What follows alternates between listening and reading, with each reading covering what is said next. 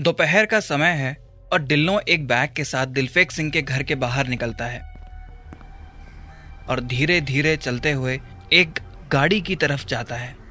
वो गाड़ी की डिक्की में अपना सामान रखता है और गाड़ी में पीछे वाली सीट पर आकर बैठ जाता है। तभी उसकी कार के सामने अचानक से अजीत और सुषमा आकर खड़े हो जाते हैं और अजीत डिल्लो पर बंदूक तानते हुए कहता है, बाहर निकल, हमें तुझसे कुछ बात करनी है। यह नज़ारा देखकर डिल्लो के चेहरे पर पहली बार घबराहट के भाव नजर आते हैं। वो गाड़ी से उतरता है और अजीत की तरफ बढ़ता है।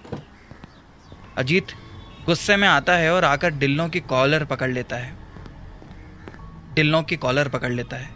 यह देखकर सुषमा भी बहुत घबरा जाती है और उन दोनों को एक दूसरे से दूर करने की कोशिश करते हुए अजीत से कहती है, अजीत क्या कर रहा है तू? पीछे हो, जानता है कौन है वो?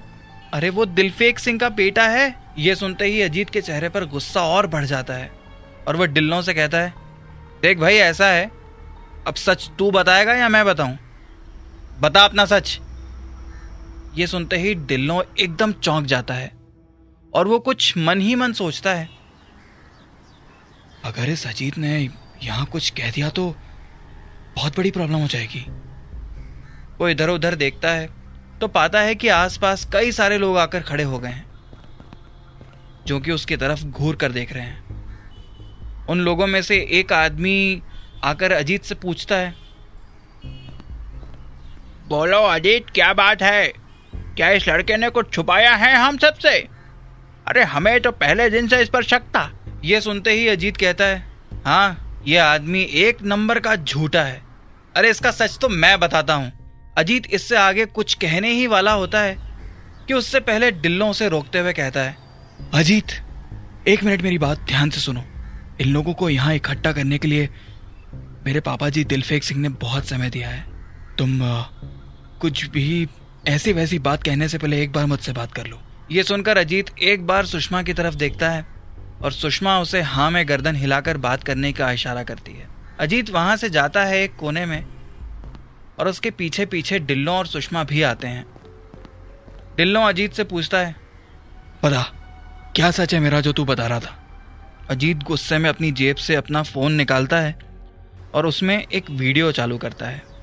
वो वीडियो की स्क्रीन सुषमा और डिल्लो की तरफ करता है। उस वीडियो में डिल्लो का चेहरा दिखाया जा रहा है और भारत से बाहर का एक जर्नलिस्ट कहता है, ये डिल्लो है जो कि एक इंटरनेशनल क्रिमिनल है। इसे कनाडा, यूएस, कई देशों की पुलिस ढूंढ रही है। इसके ऊपर कुछ 3 करोड़ रुपए का इनाम रखा गया है। ये सुनकर एक पल के लिए डिल्लो के होश उड़ जाते हैं और सुषमा के भी चेहरे का रंग उड़ जाता है। सुषमा डिल्लो की तरफ गुस्से से देखती है और उसके गाल पर कसकर तमाचा मारती है। डिल्लो रोने का नाटक करते हुए आंसू बहाने लगता है और कहता है, अरे अगर आपको मेरा सच जानना है तो आज आ जाओ पापा जी से मिलने रात के 3 बजे। आपको सब सच पता चल जाएगा। जब वो अपने मुंह से मेरे बारे में कहेंगे तब आपको पता चलेगा कि मैं कौन हूं और किस दौर से गुजरा हूं। इस पर अजीत कहता है, क्यों, रात के 3 बजे क्या है, अभी चलना? लेकिन डिल्लो कहता है, नहीं, मुझे पापा जी के मिशन का एक जरूरी काम करना है। मैं यहाँ से अभी इसी वक्त जा रहा हूँ, रात तक लौटूंगा, उसके बाद सारी बातें होंगी। लेकिन फिर भी आपको लगता हो कि मैं एक झूठा हूँ और आप सबके साथ धोखा कर रहा हूँ तो इसी वक्त मेरी पीठ पर गोली चला देना। ये कहते हुए डिल्लो वहां से जाने लगता है और वो सीधे उस कार में जाकर बैठ जाता है जिसमें उसने अपना बैग रखा था। वो एक बार अजीत को देखता है और ड्राइवर को चलने का इशारा करता है। ड्राइवर गाड़ी स्टार्ट करता है और वो मेन रोड की तरफ गाड़ी ले जाता है। जहां एक ओर डिल्लो के बारे में अजीत और सुषमा सच जान चुके थे, वहीं दूसरी ओर रंगीली उसी कैफे में बैठी हुई थी और उसके सामने सूरज और कांस्टेबल भैया लाल बैठे हुए थे। रंगीली कहती है, कहीं से अगर मुझे एक छोटी सी क्लू मिल जाए ना तो फिर मैं सब कुछ जान लूंगी।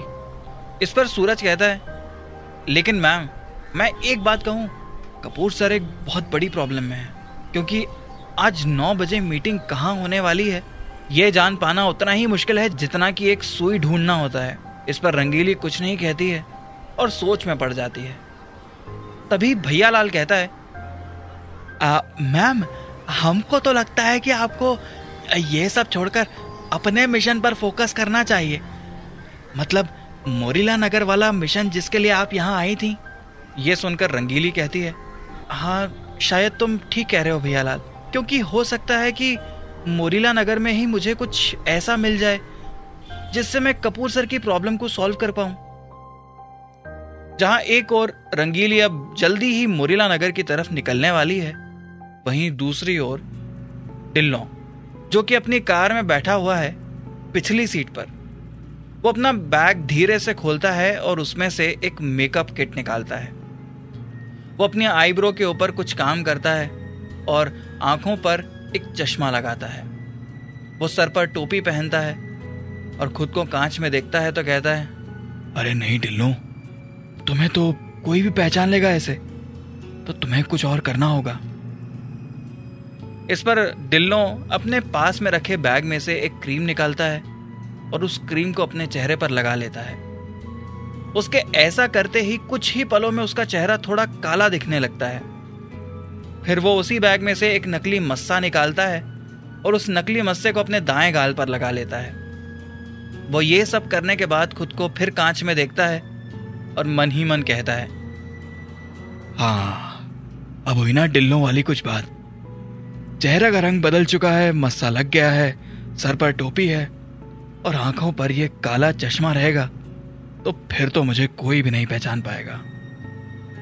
ये सब सोचते हुए वो गाड़ी चला रहे ड्राइवर से कहता है, सुनो, आगे किसी भी कैफे या होटल के पास गाड़ी रोक देना, मुझे कोल्ड कॉफी पीनी है। ड्राइवर सिर्फ मुस्कुराते हुए हाँ में गर्दन हिलाता है और आगे एक कैफे पर आकर गाड़ी रोक देता है। ढिल्लों अब अपने नए गेटअप के साथ गाड़ी से उतरता है और दूसरी तरफ उसी कैफे के अंदर बैठी रंगीली अपनी टेबल से उठती है और सूरज से कहती है, भैया लाल ठीक कह रहा है, हमें मोरीला नगर पहुंच जाना चाहिए, वहीं हमें हमारे हर सवाल का जवाब मिलेगा। ये कहते हुए वो काउंटर पर पहुंचती है और बिल का कहती है। कैफे वाला पीछे सूरज की तरफ देखता है जिसने अपना कार्ड दिखाया है और सूरज मुस्कुराते हुए रंगीली से कहता है, देखो ऐसा है, वो तुमसे पैसे नहीं लेगा, हम पुलिस वालों को यहाँ स्पेशल डिस्काउंट मिलता है, तो बिल मेरे अकाउंट से कट हो जाएगा, डोंट वरी। रंगीली मुस्कुराते हुए एग्जिट की तरफ जाने लगती है और सूरज से कहती है, thanks for the sandwiches and coffee. ये कहते हुए वो जैसे ही बाहर कदम रखती है, वो सामने एक अजनबी से टकरा जाती है। रंगीली गिरने ही वाली होती है कि तभी वो अजनबी रंगीली को संभाल लेता है। वो अजनबी कोई और नहीं, ढिल्लों ही है।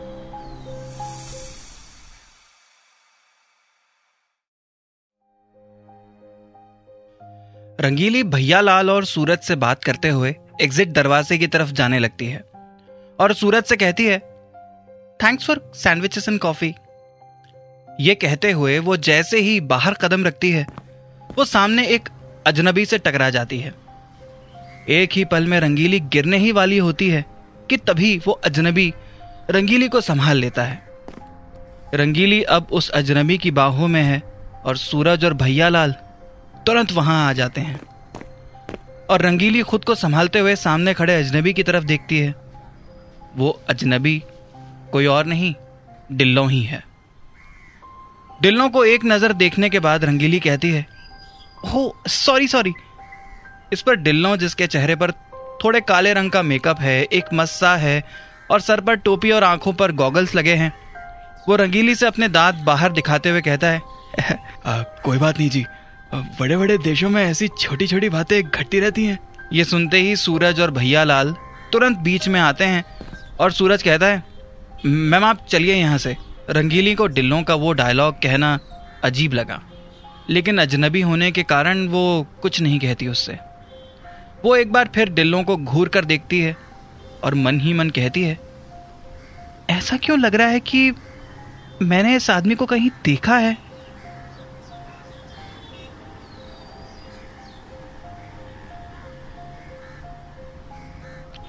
उसका ऐसा सोचना होता है और तभी सामने से डिल्लो कहता है, जी मुझे कोल्ड कॉफ़ी पीनी है, अगर आप इजाज़त दें तो मैं जाऊं यहाँ से।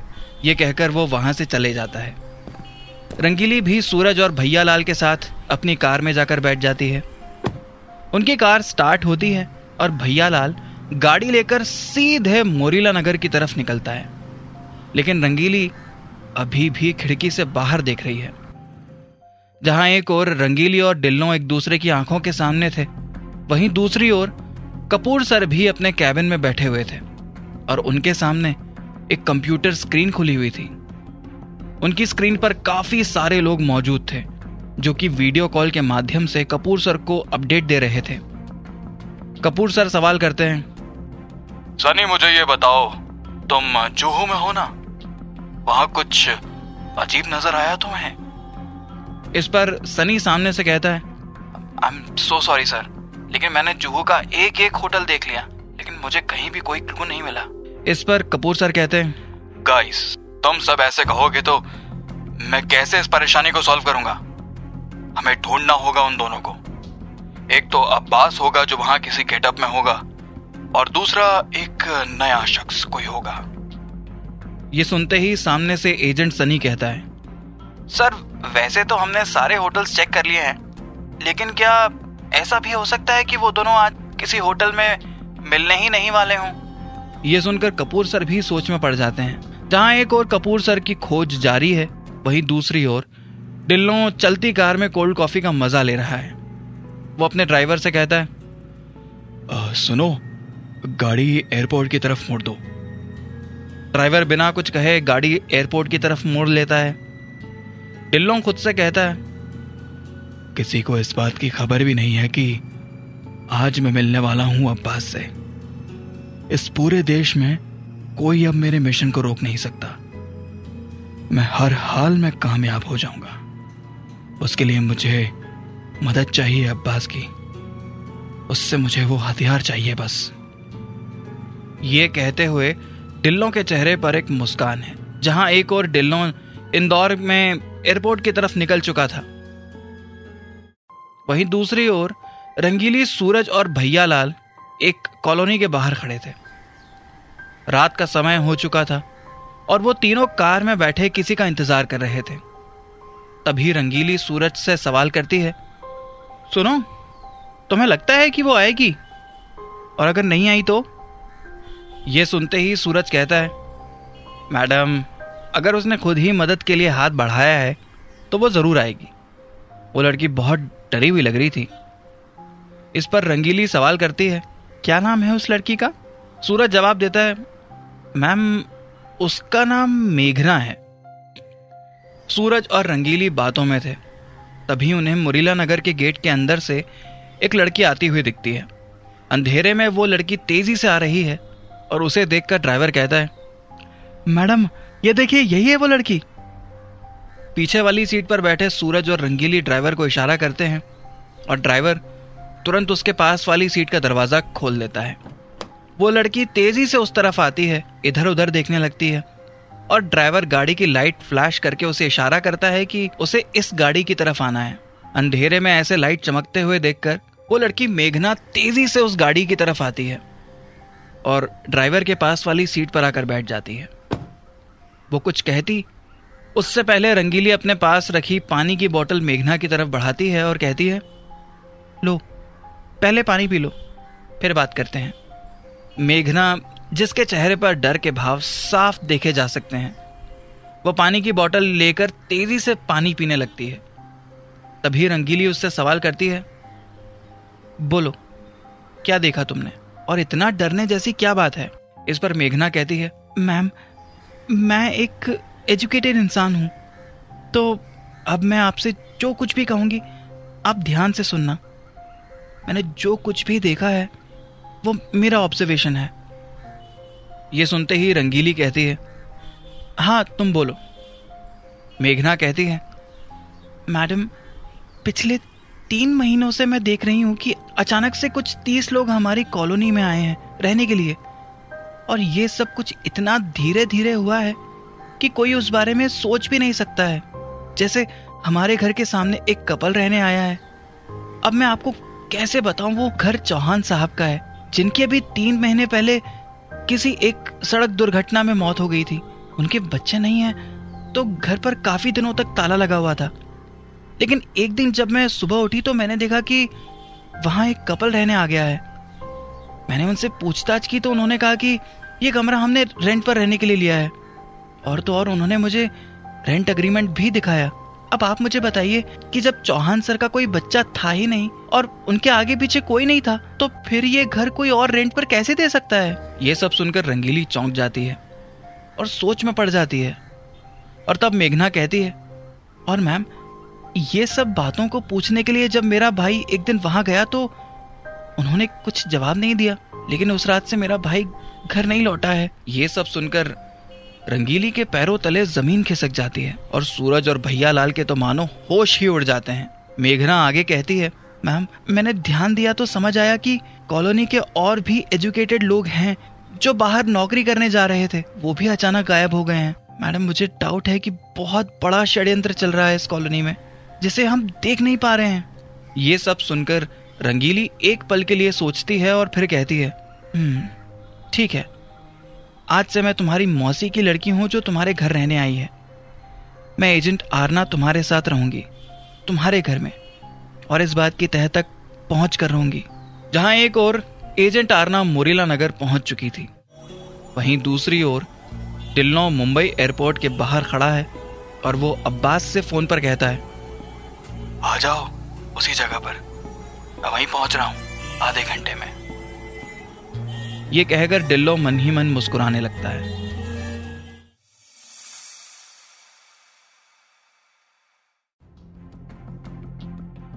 कपूर सर अपने ऑफिस में हैं और बड़ी स्क्रीन पर इधर उधर देख रहे हैं। उनके सामने अलग अलग जगह की फुटेजेस चल रही हैं, एयरपोर्ट की, बस स्टैंड की और रेलवे स्टेशन की। तभी उन्हें रंगीली का कॉल आता है और वो कहती है, सर, मैं मुरीला नगर में जा रही हूँ, कुछ अपडेट आया है क्या हमारी मुंबई टीम के पास से? इस पर कपूर सर कहते हैं, नहीं, अभी तक तो कोई अपडेट नहीं आया है। रंगीली सामने से कहती है, सर, अगर आपके लिए पॉसिबल है तो क्या आप मुझे वीडियोस एंड फुटेजेस भेज सकते हैं एयरपोर्ट और रेलवे स्टेशन की? आज की रात मैं आपकी मदद कर सकती हूँ। कल सुबह से मैं यहाँ के मिशन में लग जाऊंगी। यहाँ भी बहुत कुछ चल रहा है सर। कपूर सर, जो कि सिर्फ स्क्रीन पर देख रहे हैं, वो कहते हैं, ठीक है, मैं तुम्हें फुटेजेस भेजता हूँ। जहां एक और अब्बास और ढिल्लों मिलने वाले थे, वहीं दूसरी ओर अजीत और सुषमा अपने कमरे में थे। सुषमा अजीत के सामने खाने की थाली लाकर रखती है और पूछती है, क्या बात है, पूरा दिन निकल गया, ठीक से बात ही नहीं कर रहे हो? इस पर अजीत कहता है, नहीं बात करनी है तुमसे, क्योंकि आज तुमने मुझे रोका, वरना मैं उस लड़के ढिल्लों को वहीं मार देता। इस पर सुषमा कहती है, देखो, ऐसा है, उसे मारकर हमें कुछ नहीं मिलेगा, समझने की कोशिश करो। दिलफेक सिंह बीमार है और बाकी का पूरा मिशन सिर्फ ढिल्लों को ही पता है, तो वही बताएगा ना कि आगे क्या करना है। ये सुनते ही अजीत गुस्से में कहता है, सुषमा, तू समझ नहीं रही है, ये ढिल्लों एक इंटरनेशनल क्रिमिनल है, समझ नहीं आता इस पर भरोसा कैसे किया जाए। सुषमा कहती है, आज रात में जा रहे हैं ना उसके घर मिलने के लिए, तो दिलफेक सिंह से वहीं बात कर लेंगे। 3 बजे तक तो हमें हर सच पता चल ही जाएगा। इस पर अजीत कहता है, नहीं, 3 बजे नहीं, हम 2 बजे जाएंगे, ताकि उस ढिल्लों से हम 2 कदम आगे रहें। इस पर सुषमा केवल हाँ में गर्दन हिलाती है। जहां एक और सुषमा और अजीत ढिल्लों के बारे में हर सच जानना चाहते थे, वहीं दूसरी ओर अब्बास सबकी सोच के खिलाफ जूहू बीच पर था। वो वहां लहरों का मजा ले रहा था और तभी वहां गुब्बारे वाला आता है। गुब्बारे वाला अब्बास के पास आकर कहता है, गुब्बारे ले लो। इस पर अब्बास उस गुब्बारे वाले से कहता है, नहीं चाहिए भाई, जाओ यहां से। वो गुब्बारे वाला घूर कर अब्बास को देखने लगता है। अब्बास के भी चेहरे पर एक दाढ़ी लगी हुई है और उसके भी चेहरे का मेकअप इस तरह से किया गया है कि उसे पहचाना नहीं जा सकता। अब्बास अपनी गाड़ी की तरफ देखता है और खुद से कहता है, उस ढिल्लों को अब तक पहुंच जाना चाहिए था। वो ये सब सोच ही रहा था कि तभी पीछे से गुब्बारे वाले की फिर से आवाज आती है, सर, ले लीजिए ना, एक गुब्बारा लेने से आप कौन से छोटे आदमी बन जाएंगे। ये सुनकर अब्बास के चेहरे पर गुस्सा छा जाता है और वो गुस्से में गुब्बारे वाले से कहता है, जाओ ना यहाँ से, मैं यहाँ किसी जरूरी काम से आया हूँ। इस पर गुब्बारे वाला अब्बास को छेड़ते हुए कहता है, अरे अभी तो तुमने कहा ना कि तुम लहरों का मजा लेने आए हो, और अब कह रहे हो कि तुम यहाँ काम से आए हो। तुम आदमी मुझे ठीक नहीं लगते। ये सुनते ही अब्बास का गुस्सा 7वें आसमान पर पहुंच जाता है और वो आगे आता है गुब्बारे वाले की तरफ और उससे गुस्से से देखता है। गुब्बारे वाला थोड़ा चिढ़ाते हुए कहता है, अरे सर, मतलब 10 रुपए का गुब्बारा नहीं खरीद रहे हो? दिखने में तो अमीर दिखते हो, फिर इतनी कंजूसी क्यों? ये सुनकर अब्बास का चेहरा गुस्से से लाल हो जाता है और वो मन ही मन कहता है, दिल तो करता है कि इस मनहूस का गला दबा दूं, लेकिन यहाँ जरूरी काम से आया हूं मैं। कुछ भी हरकत हुई तो सब गड़बड़ हो जाएगा।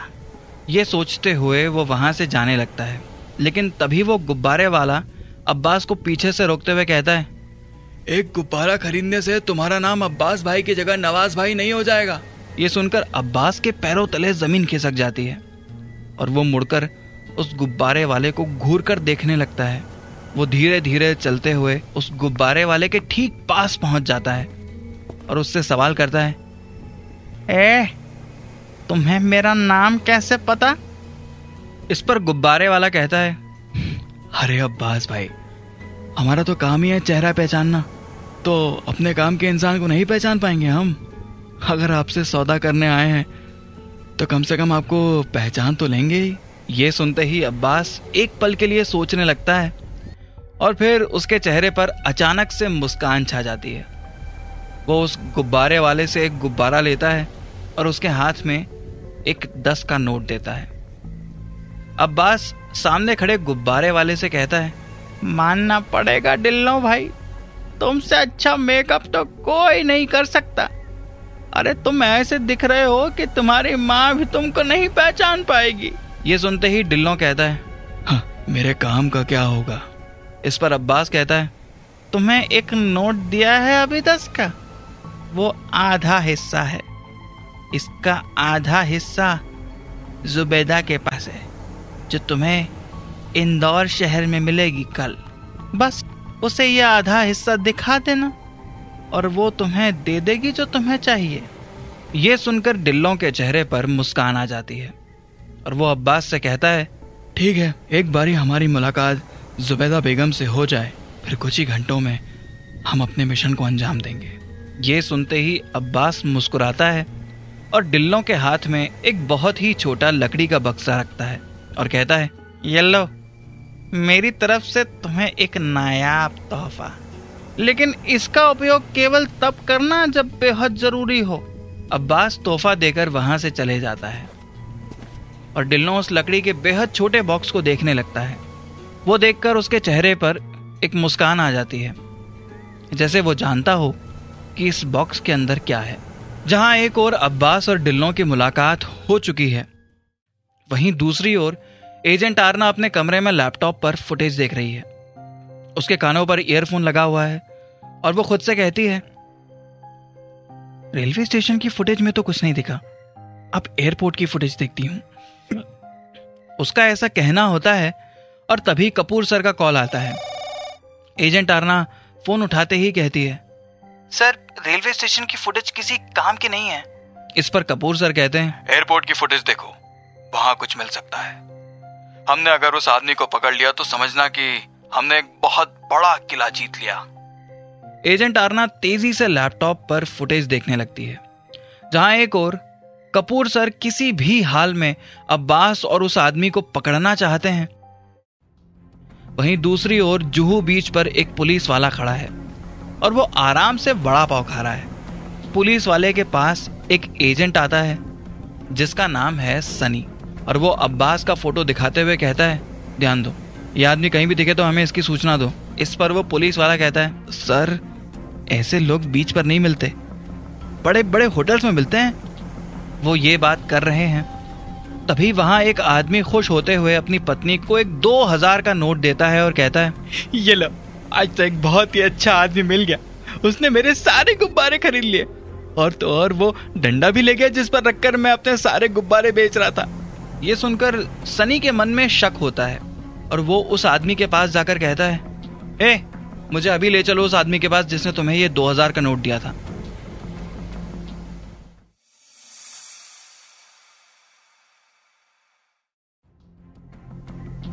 सनी और पुलिस वाला बात कर रहे थे, तभी वहां एक आदमी खुश होते हुए अपनी पत्नी को 2000 का एक नोट देता है और कहता है, ये लो, आज तो एक बहुत ही अच्छा आदमी मिल गया, उसने मेरे सारे गुब्बारे खरीद लिए, और तो और वो डंडा भी ले गया जिस पर रखकर मैं अपने सारे गुब्बारे बेच रहा था।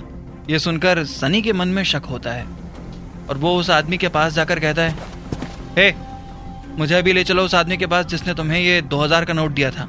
ये सुनते ही उस आदमी को कुछ समझ नहीं आता और वो सनी से कहता है, अरे साहब, जाने दीजिए ना, क्यों एक गरीब के पेट पर लात मार रहे हैं? अगर एक दिन हमारी लॉटरी लग गई तो उसमें बुराई ही क्या है? हम बेचारे मेहनत करके पैसा कमाते हैं ना। इस पर सनी तुरंत उसके बिल्कुल पास आता है और कहता है, अरे मेरे बाप, तुम मुझसे 2000 रुपए ले लेना बस, लेकिन जल्दी बता मुझे वो कहाँ है आदमी जिसने तुझसे गुब्बारे खरीदे थे। ये सुनते ही वो आदमी सनी के साथ जुहू बीच की तरफ जाता है और फिर वो तेजी से वहां जाकर देखने लगता है, लेकिन काफी देर तक इधर उधर देखने के बाद भी गुब्बारे खरीदने वाला आदमी कहीं नजर नहीं आता। वो आदमी सनी से कहता है, सर, अभी तो कहीं नहीं दिख रहा वो, अगर दिखेगा तो आपको बता दूंगा, आपका फोन नंबर दे दीजिए। इस पर सनी अपना फोन नंबर लिखकर दे देता है उस आदमी को और वहां से जाने लगता है। गुब्बारे वाला वो आदमी वहां से सार्वजनिक शौचालय की तरफ चला जाता है और सनी जुहू बीच पर इधर उधर देखने लगता है। तभी सनी को अचानक से एक आदमी नजर आता है जिसके हाथ में बहुत सारे गुब्बारे हैं। सनी तेजी से उस आदमी की तरफ दौड़ता है। सनी बिल्कुल उस आदमी के पास पहुंच जाता है और फिर उसके कंधे पर हाथ रखता है। सनी के हाथ रखते ही वो आदमी मुड़कर देखता है और सनी को समझ आता है कि ये तो कोई जवान लड़का है जिसकी उम्र तकरीबन 22 साल है। सनी देखता है कि उस लड़के के सामने एक लड़की खड़ी है और इतने सारे गुब्बारे देखकर ये लड़का लड़की को प्रपोज कर रहा था। सामने खड़ी लड़की गुस्से में कहती है, अरे अब क्या अपने दिल की बात भी नहीं कह सकते लोग? इसके लिए भी गिरफ्तार कर लोगे क्या? क्या प्रॉब्लम है? चाहते क्यों नहीं आप यहां से?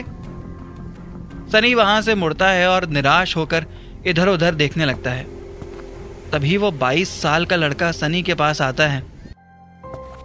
क्या बात है भैया, आप परेशान दिख रहे हो? इस पर सनी कहता है, नहीं, दरअसल एक आदमी है जिसने दुकानदार से बहुत सारे गुब्बारे खरीदे हैं, लेकिन उसे पैसे नहीं दिए। मैं दरअसल उसे ढूंढ रहा था। ये सुनते ही वो लड़का कहता है, अरे भैया, मैं समझ गया क्या हुआ है। एक्चुअली मैं तो उस कोने पर था, अपनी गर्लफ्रेंड को गुलाब देकर प्रपोज कर रहा था। अभी एक गुब्बारे वाला मेरे पास आया और बोला, अरे दिल की बात कहनी है तो अच्छे से कहो, और ऐसा कहकर उसने मुझे गुब्बारे दे दिए। हाँ, एक और बात, वो मुझे थोड़ा जल्दबाजी में दिख रहा था। सनी उससे तुरंत सवाल करता है, तुमने उसे किस तरफ जाते हुए देखा था? ये सुनते ही वो लड़का सार्वजनिक शौचालय की तरफ इशारा करता है। सनी दौड़ते हुए शौचालय की तरफ जाता है और शौचालय के अंदर वो गुब्बारे बेचने वाला खड़ा है। वो जैसे ही हाथ धोकर खुद को शीशे में देखता है, वो पाता है कि पीछे सारे वॉशरूम के दरवाजे तो खुले हुए हैं, लेकिन एक ही दरवाजा है जो बंद है। उसे देखते हुए वो गुब्बारे वाला आदमी खुद से कहता है, कमाल है, जब मैं आया था तब भी ये दरवाजा बंद था और इतनी देर बाद भी वो दरवाजा बंद है। ये सोचते हुए वो धीरे धीरे चलते हुए उस वॉशरूम के दरवाजे तक पहुंचता है। फिर थोड़ा डरते हुए वो उस दरवाजे को खटखटाता है, लेकिन कोई ना तो दरवाजा खोलता है और ना ही कुछ कहता है। इस पर वो गुब्बारे वाला घबराते हुए चिट्ठी जेब से निकालता है और उस पर लिखे सनी के नंबर को डायल करने लगता है। सनी, जो कि फिलहाल जुहू बीच पर पानी के किनारे चलते हुए उसी शौचालय की तरफ बढ़ रहा है, वो फोन उठाता है। वॉशरूम के उस बंद दरवाजे के सामने से वो गुब्बारे वाला आदमी धीरे से कहता है, सर, सार्वजनिक शौचालय की तरफ आ जाइए, हमें संदेह है कि आप जिसे ढूंढ रहे हैं वो यहाँ हो सकता है। ये सुनते ही सनी तेजी से दौड़ते हुए उस शौचालय की तरफ जाने लगता है और अंदर वो गुब्बारे वाला आदमी ये सब कहकर जैसे ही फोन रखता है, वो पाता है कि उसके पीछे कोई खड़ा है। वो आदमी घबराते हुए मुड़कर देखता है तो पाता है कि वो कोई और नहीं, टिल्लो ही है, जिसने मेकअप करके इस आदमी से गुब्बारे खरीदे थे। वो आदमी घबराते हुए कहता है, तुम? ये कहते हुए वो गुब्बारे वाला आदमी वहां से दरवाजे की तरफ भागने लगता है।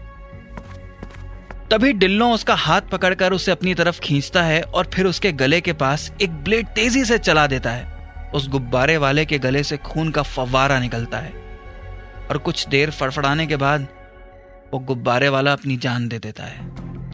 अगले ही पल सनी वहां दौड़ते हुए पहुंचता है और जैसे ही उस सार्वजनिक शौचालय में प्रवेश करता है, सामने का नजारा देखकर उसके पैरों तले जमीन खिसक जाती है। तभी उसके फोन पर कपूर सर का कॉल आता है और सनी उनका फोन उठाते हुए कहता है, sir I am so sorry, वो यहीं था लेकिन वो यहां से निकल गया है। वो किस गेटअप में था ये तो हमें नहीं पता, लेकिन वो यहां आया था और उसने यहां एक आदमी को जान से मार दिया है। उसका ऐसा कहना होता है और उसकी आंख से आंसू गिरने लगते हैं क्योंकि उसकी आंख के सामने वो गुब्बारे वाला जमीन पर पड़ा है जिसका गला कटा हुआ है। और तो और उसके पास ही एक और लाश पड़ी है। वो लाश उसकी पत्नी की है जिसका भी गला कटा हुआ है। सनी एक पुलिसकर्मी को फोन लगाता है और उसे वहां आने के लिए कहता है। कुछ ही पलों में उस पुलिसकर्मी के आते ही सनी वहां से चला जाता है। दूसरी तरफ अब रात के तकरीबन 1 बज चुके हैं। काफी देर तक सीसीटीवी फुटेजेस देखकर रंगीली का भी सर चकरा जाता है और वो एक पल के लिए अपनी आंख बंद करती है। वो जैसे ही आंख बंद करती है उसे कुछ क्लिक करता है और वो तुरंत फिर से लैपटॉप में चल रही पिछली फुटेज को देखने लगती है। वो फुटेज देखते हुए उसे कुछ नजर आता है। वो जूम करके उस फुटेज को देखती है कि एक आदमी जो है वो फोन पर बात कर रहा है मुंबई एयरपोर्ट से बाहर। उसका चेहरा नजर नहीं आ रहा है रंगीली को क्योंकि वो आदमी सीसीटीवी कैमरा की तरफ पीठ करके खड़ा है। वो तुरंत उस फाइल का टाइम देखती है और एक दूसरे कैमरे का फुटेज देखने लगती है। कुछ देर की कोशिश के बाद उसे एक फुटेज दिखती है जिसमें एक कैमरा ऐसी जगह भी लगा है जहां इस आदमी का चेहरा आसानी से देखा जा सकता है। रंगीली तेजी से उस फुटेज को रिवाइंड करके देखती है और फिर उस आदमी के चेहरे को जूम करके देखने लगती है। वो ये कोशिश कर रही होती है और उसके सामने जब उस आदमी का चेहरा आता है तो उसके होश उड़ जाते हैं।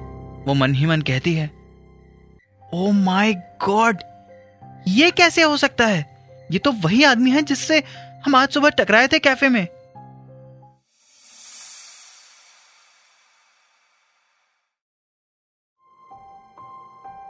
अपनी आंखों के सामने एयरपोर्ट का वीडियो देखकर रंगीली अपने फोन से एक नंबर डायल करती है।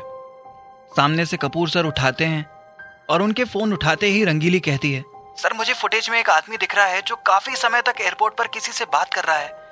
ये मेरा संदेह है कि यह आदमी ठीक नहीं है, प्लीज पता लगाइए। ये कहकर वो तुरंत अपने लैपटॉप से उस आदमी का जूम करा हुआ फोटो कपूर सर को भेज देती है। रंगीली खुद से कहती है, ऐसा कैसे हो सकता है? जब मैंने आज सुबह उस आदमी को देखा था तब तो वो आदमी बिल्कुल ही सामान्य आदमी दिख रहा था। कहीं ऐसा तो नहीं कि मैं गलत सोच रही हूं? असल में ये मस्से वाला आदमी वो आदमी हो ही नहीं जो अब्बास से मिला। ऐसे कई सारे सवाल दिमाग में लेकर रंगीली कमरे में इधर से उधर घूमने लगती है।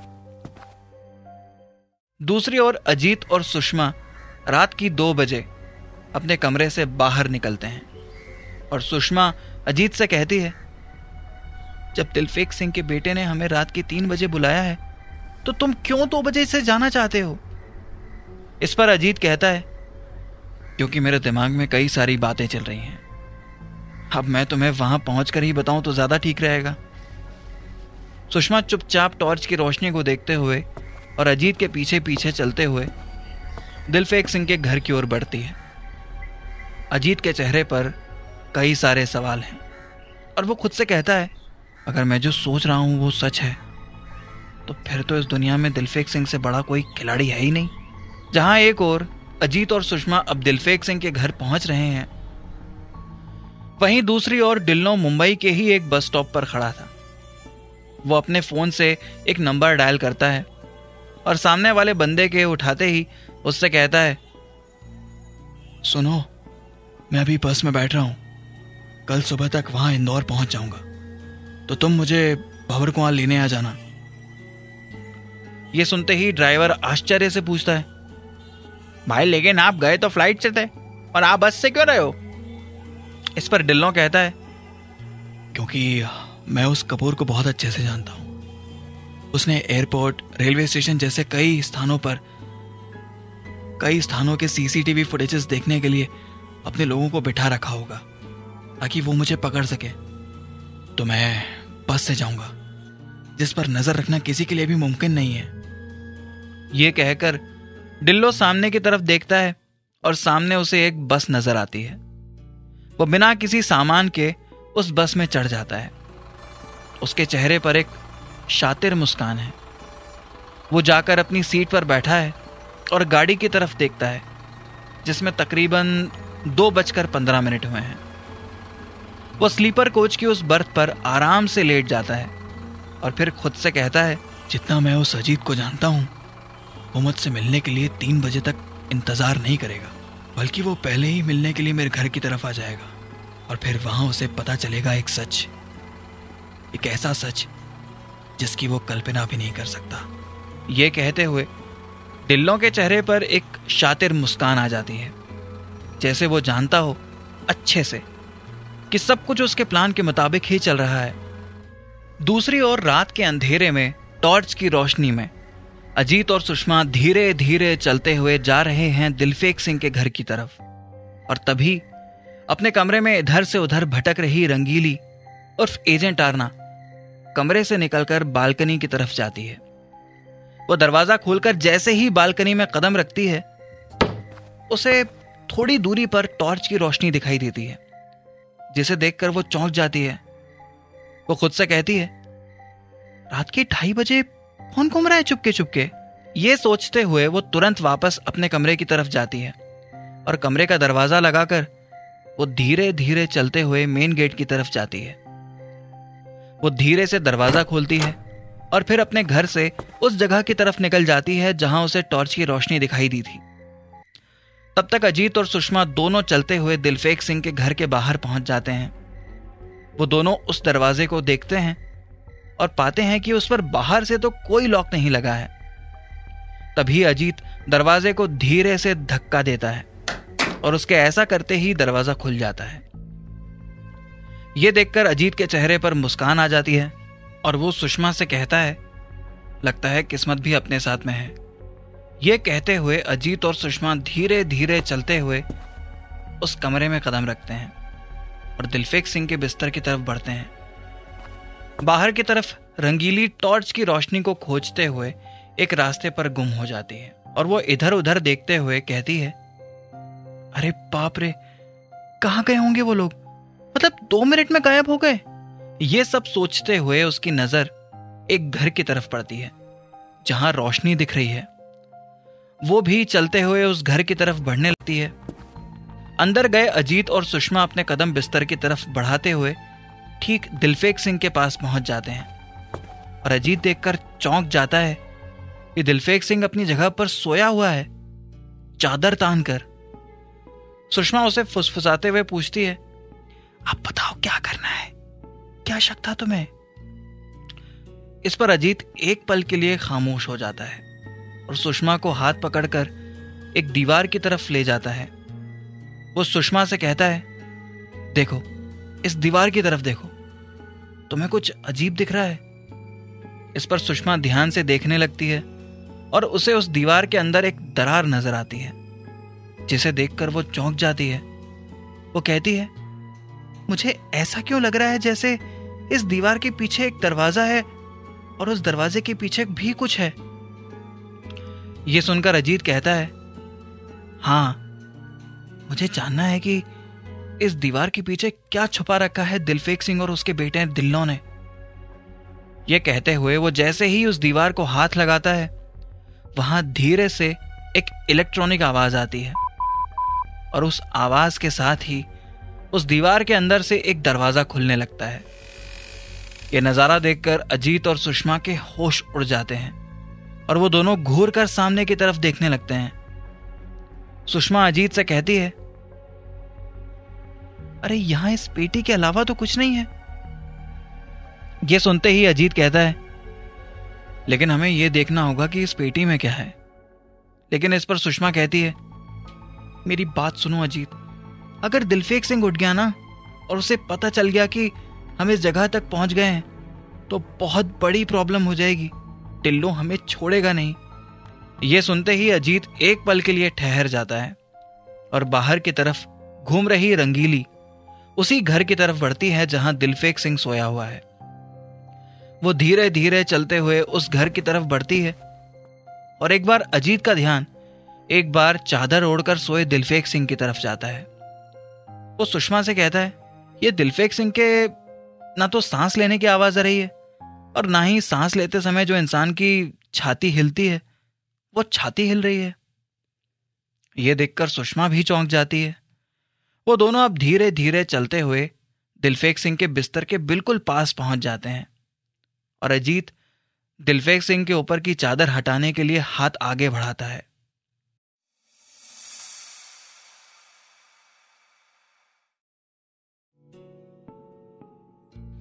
पेटी को देखकर अजीत सुषमा से कहता है, हमें हर हाल में जानना होगा कि उस पेटी के अंदर क्या है।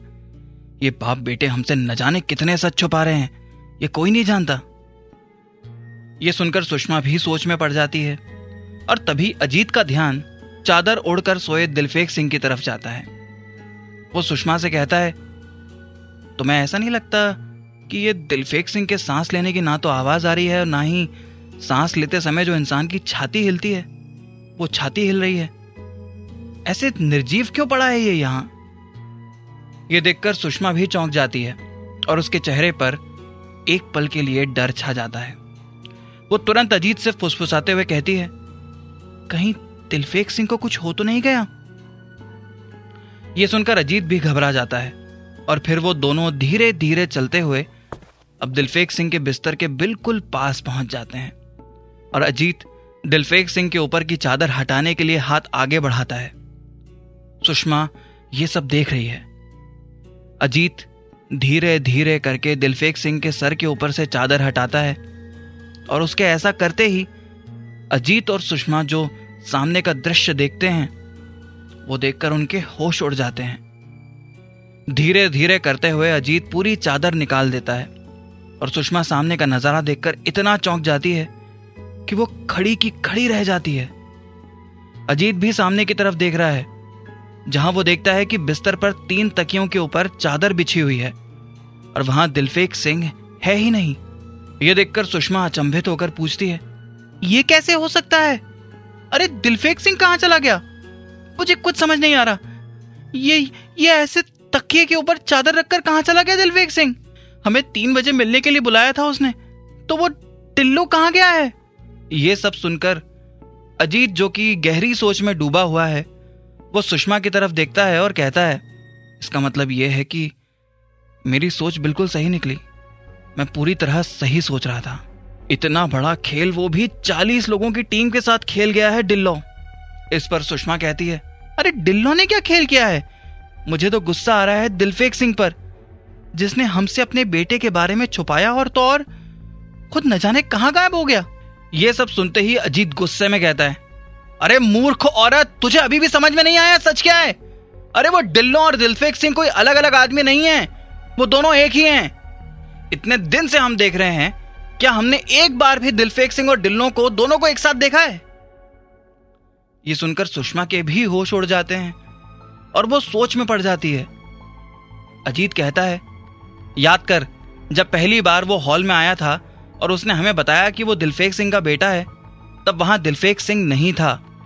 जब हम कल दिलफेक सिंह से मिलने आए थे तब बाहर डिल्लो आया था और हमें बोला आप 2 मिनट बाद आना।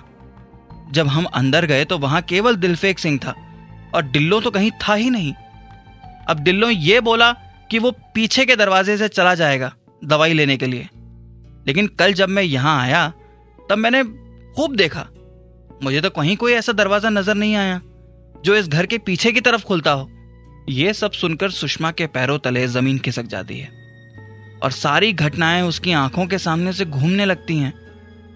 तभी अजीत कहता है, आज भी देख दरवाजा खुला हुआ है, क्योंकि अगर डिल्लो बाहर है तो इस दरवाजे को अंदर से कोई लगा ही नहीं सकता। मतलब वो डिल्लो हमेशा से हमारे साथ खेल खेल रहा था और हम इस बात को समझ ही नहीं पाए। हम समझ रहे थे कि डिल्लो दिलफेक सिंह की नाजायज औलाद है, लेकिन सुषमा सच तो यह है कि दिलफेक सिंह और डिल्लो दोनों एक ही आदमी हैं। डिल्लो ने दिलफेक सिंह का भेष धारण किया ताकि वो हम जैसे अनुभवी लोगों को इस मिशन में शामिल कर सके, और उसके बाद वो हमसे वो करवा सके जो डिल्लो अपनी टीम के साथ नहीं कर सकता था। ये सब सुनकर सुषमा बहुत बुरी तरह घबरा जाती है और वो अजीत से सवाल करती है, अच्छा एक बात बताओ, ये डिल्लो करना क्या चाहता है तुम्हारे हिसाब से? इस पर अजीत कहता है, कुछ बहुत बड़ा, हमारी सोच से भी बड़ा। जहां एक और सुषमा और अजीत दोनों ये सच जान चुके थे कि डिल्लो और दिलफेक सिंह एक ही आदमी हैं, वहीं दूसरी ओर रंगीली रोशनी का पीछा करते हुए उस घर के बिल्कुल बाहर पहुंच जाती है जहां अंदर अजीत और सुषमा हैं। वो दबे पांव से उस घर का दरवाजा खोलने के लिए कदम बढ़ाती है और जैसे ही उस दरवाजे को धक्का देने के लिए हाथ आगे बढ़ाती है, वो देखती है कि उसके कंधे पर किसी ने हाथ रखा हुआ है। ये देखकर वो चौंक जाती है। तभी पीछे से आवाज आती है, दीदी गलती से भी ये गलती मत करना, वरना मैं भी आपको बचा नहीं पाऊंगी। ये सुनकर रंगीली पीछे मुड़ती है और देखती है कि उसके पीछे मेघना खड़ी है, जो कि उसे घूर कर देख रही है। मेघना वही लड़की है जिस घर में वो रंगीली ठहरी हुई है और जिसका भाई गायब है।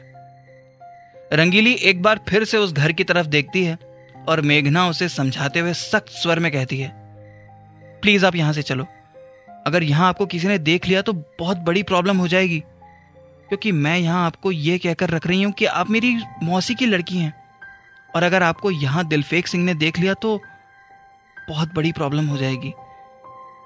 यह सुनते ही रंगीली एक पल के लिए चौंक जाती है और सवाल करती है, ये दिलफेक सिंह कौन है?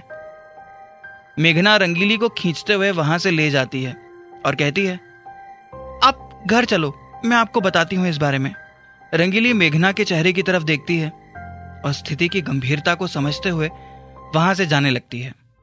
अंदर की तरफ मौजूद अजीत और सुषमा दोनों एक दूसरे की तरफ देख रहे हैं और उनके चेहरे के भाव ये साफ बता रहे हैं कि वो इस सच को जानकर बहुत बुरी तरह चौंक चुके हैं कि दिलफेक सिंह और डिल्लो दोनों एक ही हैं।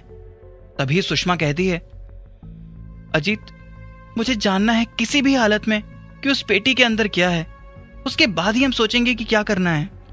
अजीत इस बात पर हां कहता है और वो धीरे धीरे चलते हुए उस दीवार के पीछे वाले कमरे में रखी पेटी की तरफ बढ़ता है। सुषमा भी उसके पीछे पीछे जा रही है।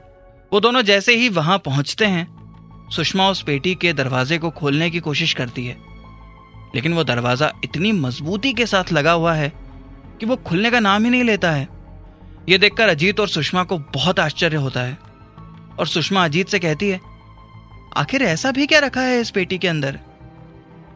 सुषमा के सवाल पर अजीत उस पेटी को अपनी जगह से हिलाने की कोशिश करता है, लेकिन वो पेटी हिलने का नाम ही नहीं लेती। यह देखकर तो अजीत को बहुत आश्चर्य होता है। तभी अजीत को पेटी के बाएं तरफ एक हैंडल जैसा कुछ दिखता है। वो जैसे ही उस हैंडल को खींचता है तो अगले ही पल उस पेटी का ढक्कन खुल जाता है और सामने का नजारा देखकर अजीत के होश उड़ जाते हैं।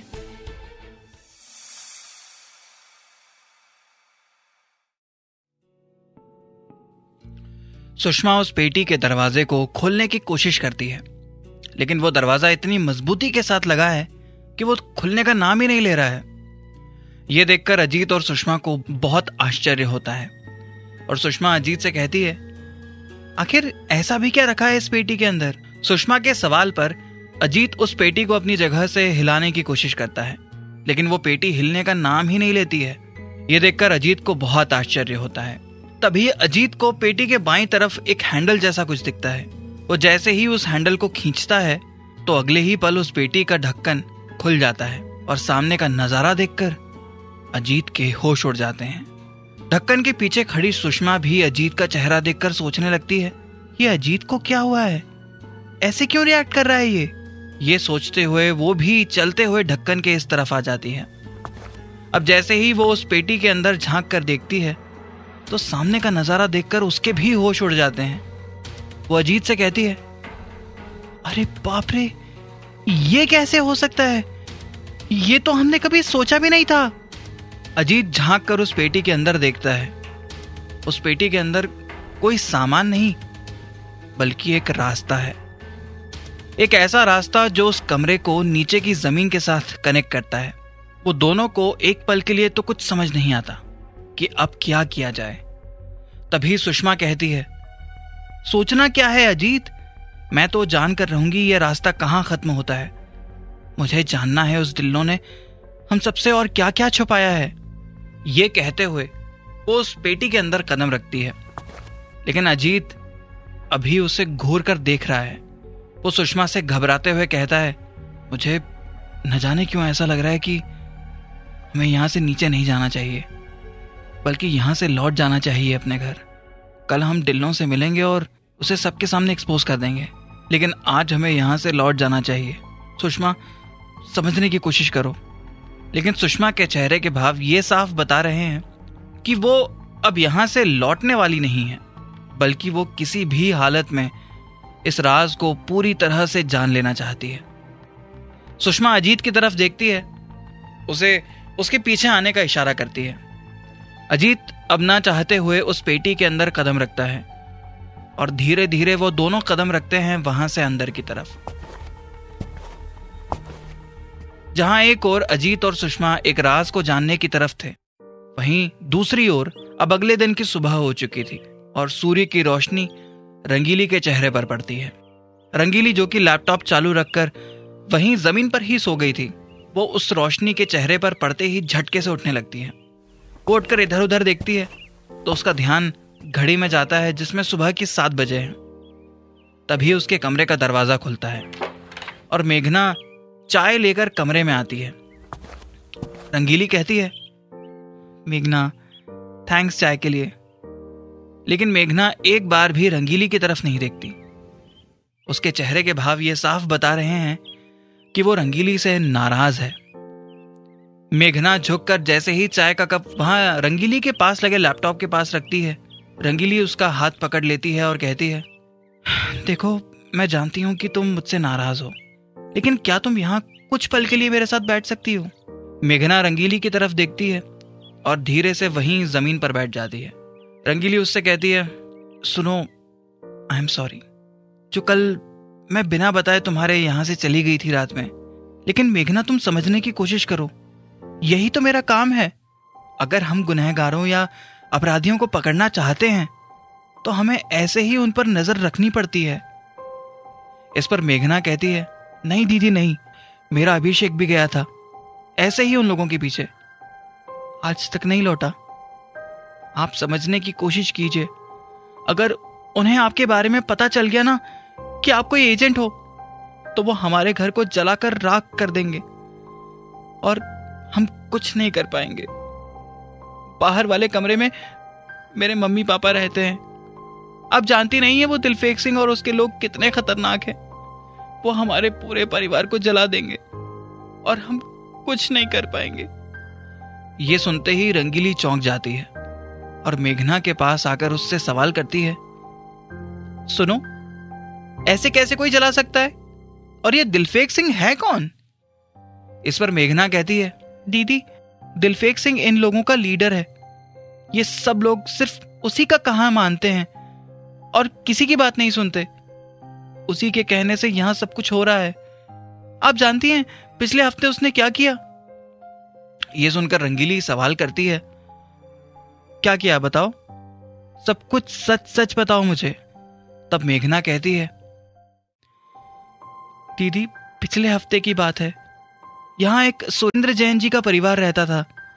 उनकी बेटी ने रात के अंधेरे में दिलफेक सिंह का पीछा किया था और फिर कहीं से दिलफेक सिंह को इस बारे में पता चल गया। जानती हो, रात की 2 बजे इस कॉलोनी में एक ऐसा कांड हो गया जो कोई सोच भी नहीं सकता था। रंगीली ये सब सुनकर चौंक जाती है और ध्यान से सुनने लगती है। मेघना आगे कहती है, दीदी, जब सुरेंद्र जैन जी की लड़की घर लौटी तब उनके घर में उन्हें अजीब सी बदबू आ रही थी। तब सुरेंद्र जैन जी और उनकी पत्नी घर में इधर उधर देखने लगे कि ये बदबू कहां से आ रही है। कुछ देर जांच पड़ताल करने के बाद उन्हें समझ में आया कि उनके घर के हॉल में टीवी के ठीक पास एक सिलेंडर रखा हुआ है जो लीक हो रहा है। वो सिलेंडर देखकर वो लोग चौंक गए थे। इस पर रंगीली सवाल करती है, इसमें चौंकने की क्या बात है मेघना? कभी कभी ऐसा हो जाता है कि सिलेंडर लीक हो रहा हो, लेकिन इस छोटी सी प्रॉब्लम को तो सॉल्व किया जा सकता है ना। इस पर मेघना के चेहरे पर एक व्यंग्यात्मक मुस्कान आती है और वो कहती है, दीदी, सुरेंद्र जैन जी के परिवार के लिए ये चौंका देने वाली बात इसलिए थी क्योंकि उनके घर में कोई सिलेंडर यूज ही नहीं किया जाता था। उनके घर में तो पाइपलाइन लगी थी, तो वो सिलेंडर उनके घर में कैसे आया? तभी सुरेंद्र जैन जी का ध्यान अपने घर के मुख्य दरवाजे की तरफ गया। उन्होंने देखा कि उनके घर के दरवाजे का लॉक टूटा हुआ है और दरवाजे के बाहर की रोशनी घर के अंदर आ रही है। उन्होंने बाहर झांक कर देखा तो पाया कि बाहर का दरवाजा भी खुला हुआ है और ये देखकर तो उनके होश उड़ गए। वो अब तक सब कुछ समझ चुके थे। उन्होंने अपनी पत्नी से कहा, यहां से बाहर निकलो, हमारे घर में ये सिलेंडर किसी ने रखा है हम सबको खत्म करने के लिए। उनका ऐसा कहना होता है और उनकी बेटी और परिवार वहां से बाहर निकलने की कोशिश करते हैं। तभी वहां दरवाजे के पास चार्जिंग पर लगा एक फोन बजता है। फोन के रिंग की आवाज सुनकर वो माँ, बेटी और सुरेंद्र जैन तीनों चौंक जाते हैं और बेटी स्वाति अपने पिता को अचंभित होकर कहती है, पापा, ये हम में से किसी का फोन नहीं है। ये सुनकर सुरेंद्र जैन और उनका परिवार और बुरी तरह चौंक जाता है। बेटी स्वाति धीरे धीरे घबराते हुए उस फोन की तरफ बढ़ती है।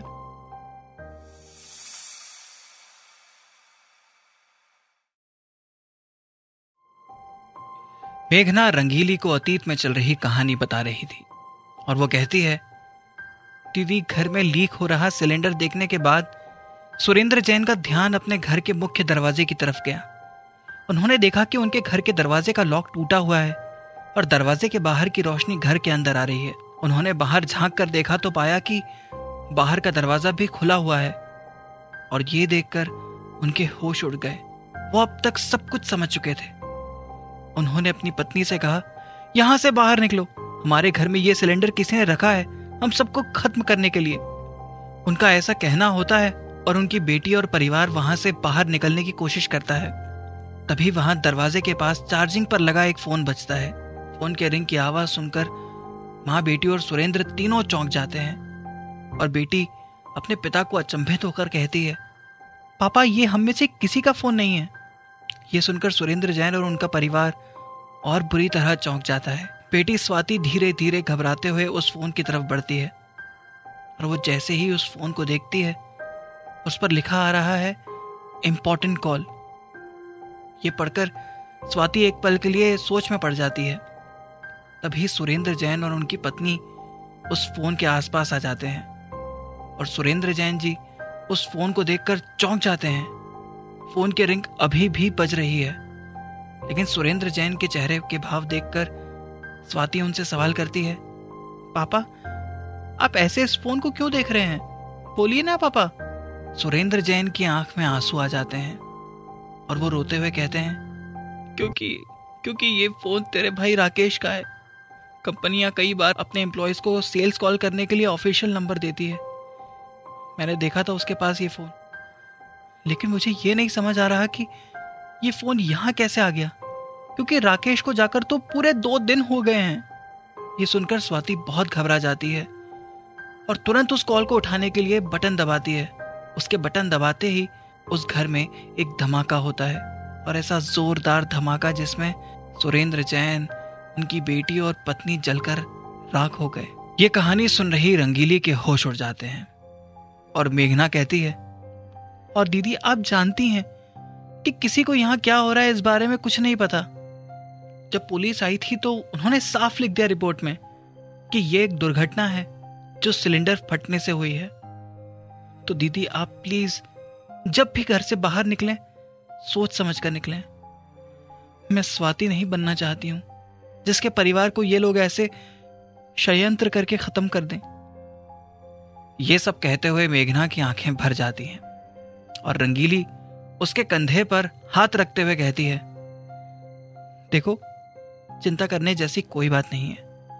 मैं तुमसे प्रॉमिस करती हूं कि ना तो तुम्हें कुछ होने दूंगी और ना ही तुम्हारे भाई अभिषेक को, कहीं से भी ढूंढ कर लाऊंगी अभिषेक को, ओके? और हाँ, मैं तुम्हारी बात को भी ध्यान रखूंगी, कोई बड़ी रिस्क नहीं लूंगी तिलफेक सिंह तक पहुंचने में। मेघना अपनी चाय खत्म करके वहां से बाहर चली जाती है और रंगीली किसी गहरी सोच में डूबी है।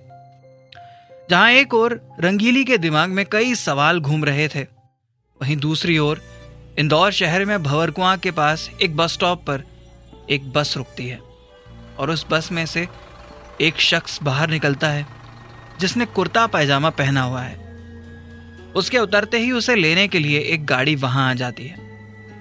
कुर्ता पैजामा पहने यह आदमी उस गाड़ी में बैठ जाता है और ड्राइवर से कहता है, सीधे मोरीला नगर ले चलो, मैं श्योर हूं कि वो लोग मेरे घर के अंदर ही होंगे। ड्राइवर तेजी से गाड़ी मुरीला नगर की ओर ले लेता है और दूसरी तरफ अजीत और सुषमा एक बड़ी सुरंग में धीरे धीरे चलते जा रहे हैं। उनके चेहरे पर पसीना ही पसीना है और अजीत सुषमा से कहता है, मैंने तुम्हें कहा था कि हमें अभी नहीं आना चाहिए। समझने की कोशिश करो सुषमा, काफी देर से हम यहीं हैं और धीरे धीरे चलते हुए इस सुरंग का दरवाजा खोजने की कोशिश कर रहे हैं। उसके पहले डिल्लो यहां पहुंच जाए और हम पकड़े जाएं, हमें यहां से निकल जाना चाहिए। सुषमा चलते हुए इधर उधर देख रही है और तभी उस सुरंग में उसे दो रास्ते नजर आते हैं। उन दोनों रास्तों को देखते हुए वो सोच में पड़ जाती है। कि अब कहां जाया जाए। इस पर अजीत कहता है, देखो ऐसा है, हम दोनों एक साथ जाएंगे जहां भी जाएंगे, समझी तुम? मैं तुम्हें छोड़कर कहीं नहीं जाऊंगा। सुषमा ये सुनते ही सामने वाले रास्ते की जगह लेफ्ट साइड में जा रहे रास्ते की तरफ मुड़ जाती है। वो जैसे ही धीरे धीरे चलते हुए आगे बढ़ती है, उसे सामने की तरफ लाइट चमकते हुए दिखती है। उस लाइट को देखकर सुषमा और अजीत दोनों चौंक जाते हैं। वो तेजी से चलते हुए उस लाइट की तरफ बढ़ते हैं। तब सामने का नजारा देखकर उनके पैरों तले जमीन खिसक जाती है। वो देखते हैं कि उनकी आंखों के सामने एक कमरा बना हुआ है जहां से लाइट आ रही है और वहां से एक औरत के भी कुछ कहने की आवाज आ रही है। सुषमा और अजीत उस आवाज को सुनने के लिए वहीं खड़े हो जाते हैं शांति से। तभी उस कमरे के अंदर से एक औरत की आवाज आती है, बेबी रोना नहीं, पापा जल्दी ही आ जाएंगे और वो जैसे ही आएंगे हम कल तक यहां से निकल जाएंगे। ये सुनकर अजीत और सुषमा चौंक जाते हैं और तब उन्हें कमरे से एक छोटे बच्चे के रोने की आवाज आती है। अजीत और सुषमा के चेहरे के भाव ये साफ बता रहे हैं कि उनके होश उड़ चुके हैं और वो किसी भी तरह इस सच तक पहुंचना चाहते हैं। तभी अंदर खड़ी वो औरत बच्चे के रोने की आवाज सुनकर उस कमरे से बाहर निकलती है और रोते हुए बच्चे से कहती है, अरे अरे रोते नहीं है। लेकिन वो औरत जैसे ही सामने देखती है, वो पाती है कि दो लोग उसकी आंखों के सामने खड़े हैं। उन लोगों को देखकर वो औरत घबरा जाती है और कहती है, आप लोग कौन हैं? इस पर सुषमा आगे आती है और उस औरत से सवाल करती है, अरे मैं कौन हूं वो छोड़ो, तुम बताओ तुम कौन हो? इस पर वो औरत कहती है, अरे हम सिमी हैं, टिल्लों की पत्नी। यह सुनकर सुषमा और अजीत चौंक जाते हैं और अजीत सवाल करता है, सुनो तुम लोग यहां क्यों रह रहे हो? यहां तुम्हें घुटन नहीं होती? इस पर सामने खड़ी सिमी कहती है, घुटन? अरे कैसी घुटन? जिंदा रहना है तो यहीं रहना पड़ेगा। यह सुनकर अजीत और सुषमा को कुछ समझ नहीं आता। तब सामने से सिमी कहती है, अरे ऊपर पूरी दुनिया जल चुकी है, किसी देश ने न्यूक्लियर अटैक कर दिया था ना, वो तो डिल्लों ने हमें और हमारे बच्चे को इस सुरक्षित स्थान पर रख दिया है ताकि हम जिंदा रह सकें। ऊपर तो पूरी दुनिया खत्म हो गई है, सिर्फ टिल्लों, मैं और मेरा बच्चा बचा है, इसलिए यहां बैठे हैं। यह सुनकर अजीत और सुषमा को कुछ समझ नहीं आता और तभी सुषमा को अपनी आंखों के सामने एक लाल रंग की बड़ी सी दीवार दिखती है, जिसे देखकर वो चौंक जाते हैं। वो दोनों धीरे धीरे चलते हुए वहां से दीवार तक जाते हैं और घूर कर उस लाल दीवार को देखने लगते हैं।